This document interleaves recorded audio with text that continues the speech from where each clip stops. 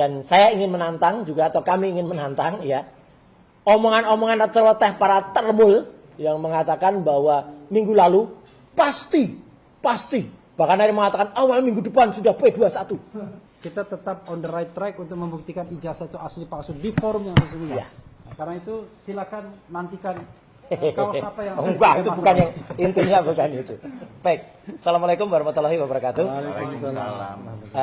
Selamat sore semuanya. Pertama-tama terima kasih atas semua statement, semua dukungan, bantuan dari para lawyers yang luar biasa di bawah Mas Refli Harun di sini, dan yang hari ini juga menyampaikan beberapa hal yang detail ya, untuk memudahkan masyarakat menerima apa yang tadi disampaikan.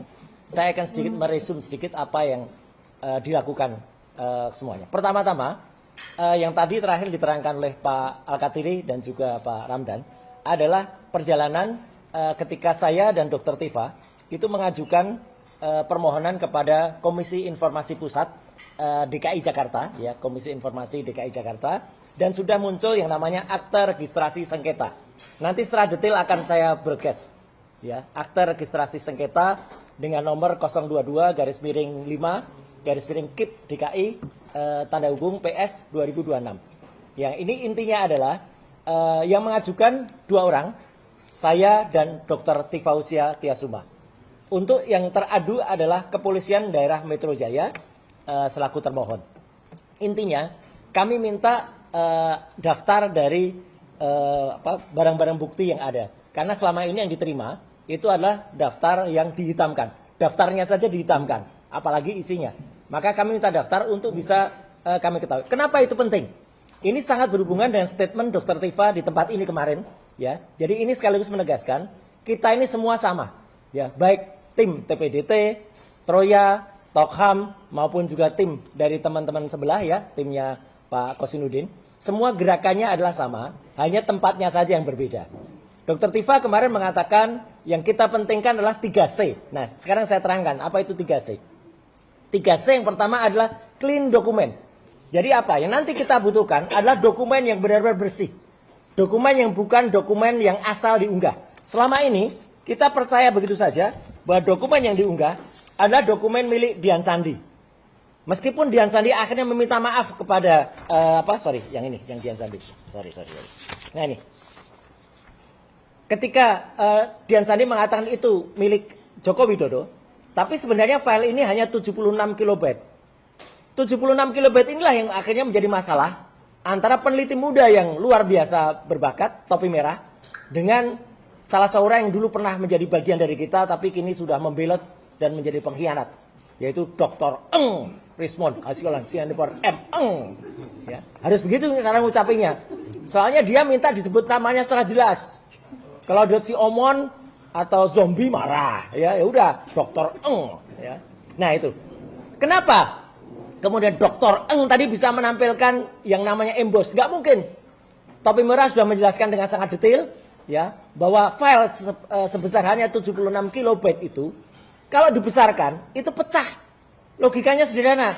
Teman-teman dapat WA, gambar di WA yang ukurannya hanya di bawah 100 kilobyte, coba dicetak poster atau dicetak spanduk.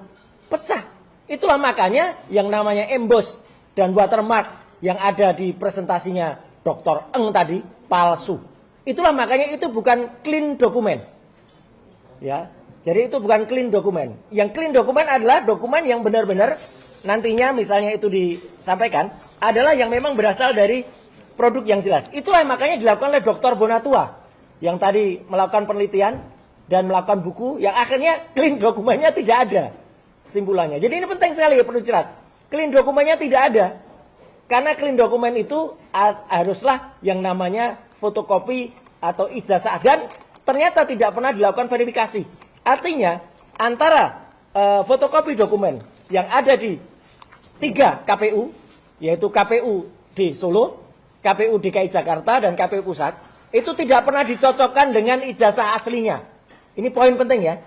Jadi intinya tadi Pak Bonatua tuh dalam penelitiannya menemukan fotokopi-fotokopi legalisasi itu di KPU tidak pernah dicocokkan dengan ijazah aslinya. Makanya tidak pernah dilakukan proses namanya verifikasi. Itu artinya Jadi artinya ketika mengiyakan ini sebagai syarat pencalonan, ijazah aslinya nggak pernah nampak, ijazah aslinya tidak pernah dihadirkan, dan itu fatal sekali. Makanya C yang pertama yang disampaikan oleh Dr. Tifa kemarin, yaitu clean dokumen itu adalah tidak benar, ya tidak pernah ada. Maka itu kita kejar. Yang kedua yang dilakukan adalah apa? Clear procedures. Prosedurnya harus detail. Teman-teman, untuk membuat ijazah nggak bisa hanya ijazah begitu aja terus dipercaya. Itulah hasil dari pasar pramuka. Ya, untuk terbit ijazah harus terbit yang namanya apa? Minimal harus terbit yang namanya skripsi. Nah ini berkali-kali kita sampaikan, skripsi milik Joko Widodo 99,9% palsu. Karena selain tidak ada lembar pengujiannya, ya lembar pengesahannya yang ditandatangani oleh Profesor Dr. Insinyur Ahmad Soemitro sudah disangsikan sendiri oleh putrinya yang namanya Aida Greenberry. Mbak Aida mengatakan tanda tangan bapaknya tidak seperti itu. Dan nama bapaknya pakai U. Dan itu ternyata tidak hanya Aida Greenberry. Saya mendapatkan lembar, ini eksklusif, dari University of Minnesota. Jadi University of Minnesota menyatakan nama yang benar dari Dr. Ahmad Sumitro adalah Ahmad Sumitro, pakai U. Bukan pakai OE. Jelas banget daftarnya ada di sini. Ini kemarin saya broadcast ini. Ya, lembar ini. Ya, jadi artinya apa teman-teman? Dalam clear prosedur, ternyata dokumen yang disebut-sebut ijazah itu tidak clear. Prosedurnya tidak jelas. Kita tidak mau menerima yang tidak jelas, apalagi pada saat gelar perkara di Bareskrim waktu itu tanggal 22 Mei, semua dokumen yang muncul itu sarjana muda. Ini bukan ijazah sarjana muda. Ini harusnya ijazah sarjana, tapi yang dikeluarkan oleh Bareskrim itu sarjana muda semuanya. Nah, jadi kan konyol apa yang terjadi. Saya berikutnya adalah credible witnesses. Jadi apakah saksi yang kemudian nanti dihadirkan, kalau nanti harus, apakah orang dihadirkan itu benar? Makanya kita mendesak, polisi sebelum menghadirkan saksi di persidangan, panggil dulu saksi-saksi yang kita sebut dalam, yang kemarin dilaporkan oleh Pak Rustam, dilaporkan oleh Pak Rizal Fadila di Bareskrim. Kan nama-nama sudah muncul terus itu, ya kan? Apakah itu Pak Bitor, selaku yang mengungkap nama, terus ada nama Eko, ada nama Pak Iman, ya, ada nama Pramono dan lain sebagainya, ya. Itu semua harus dipanggil nama-nama itu. Itu jelas menunjukkan pasar pramuka. Apalagi tadi penelitian Pak Dr. Bonatua sempat juga meneliti ketika pasar pramuka sebelum terbakar. Jadi teman-teman semua, 3C yang kemudian disampaikan oleh Dr. Tifa kemarin itu adalah hasil pemikiran kita sejalan dengan apa yang kita lakukan semua ini. Makanya secara detail Pak Dr. Bonatua meneliti soal ijazah yang ternyata tidak pernah ada, kemudian dari KIP Pak Al-Katiri dan teman-teman mengejar ke sana, ya, Pak Al-Katiri dan Pak Ramdan, Pak Dr. Bonatua dengan Pak Komarudin, kemudian di CLS kita gugat yang namanya prosedur, karena itu penting banget menggugat prosedur di CLS, karena seperti tadi yang disampaikan Mas Refli dan juga Pak Dr. Didit, ya, Polda Metro Jaya telah menyisipkan pasal-pasal yang paling fatal adalah pasal 32 dan 35. Yang dari Undang-Undang ITE, yang itu sebenarnya sangat-sangat fatal karena itu sangat-sangat diselundupkan, karena tidak ada yang kita lakukan terhadap dokumen ini. Karena yang beredar itu adalah dokumen milik Dian Sandi, dan dokumen milik Dian Sandi pun itu, ya, tidak asli. Kalau pasal 35 berarti kita membuat dokumen itu seolah-olah asli, padahal tidak sama sekali. Nah, jadi itu inti yang ingin disampaikan pada saat ini, dan saat ini juga saya ingin menyampaikan teman-teman semua. Hari ini sudah hari Jumat, tanggal 15 Mei. Dan Jumat ini adalah hari biasanya terakhir dalam pekan ini. Dan saya ingin menantang juga, atau kami ingin menantang, ya, omongan-omongan celoteh para termul yang mengatakan bahwa minggu lalu pasti, bahkan ada yang mengatakan awal minggu depan sudah P21. Ya. Bahkan ada Mak Lampir yang jarinya selalu pakai cincin banyak, yang tangannya bisa masuk ke ijazah yang katanya embus itu, mengatakan 1000% minggu depan terbit P21.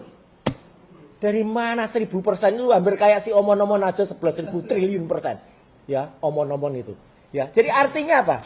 Omong-omongan mereka, termasuk omongan dari seorang apokat ini, ya. Apokat, bukan Kalau advokat itu lawyer. Ini apokat. Ya. Nah, ya, apokat itu apa? Apokat itu busuk, ya. Nah, ini juga sama. Saya pastikan. Gitu. Saya sudah sumbernya, saya sudah A1. Sudah pegang saya. Pegang apa? Ya. Orang kalau terbiasa bohong tuh ya kayak junjungannya tuh tukang bohong semua, ya. Jadi dan ini sekarang selalu bikin, wah ini komentar yang terakhir, komentarmu mewakili isi hatimu. Apa gini ya? Status kok kayak gini ya? Ini orang namanya Andi Asuwan ini ya. Andi Asuwan. Ya. Nah itu ya, itu nggak usah didengerin kayak gitu. Nah tapi bagaimanapun juga kita jawab hari ini ya, dan kita tantang sekali lagi dengan tadi statement dari Mas Refli dan Pak Didit bahwa Polda Metro Jaya kemarin juga kita hormati statement Kombes Budi ya.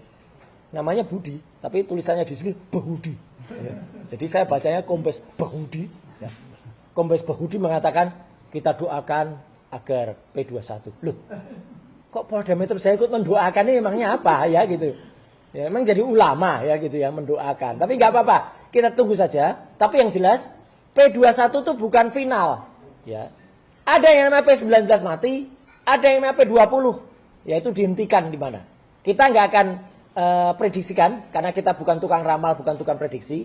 Tapi apa upaya yang kami lakukan selama ini adalah upaya untuk membuktikan bahwa apa yang kita lakukan itu clear, ya. Jadi untuk clean juga dan juga kredibel. Tapi istilahnya ini juga menantang tadi ya.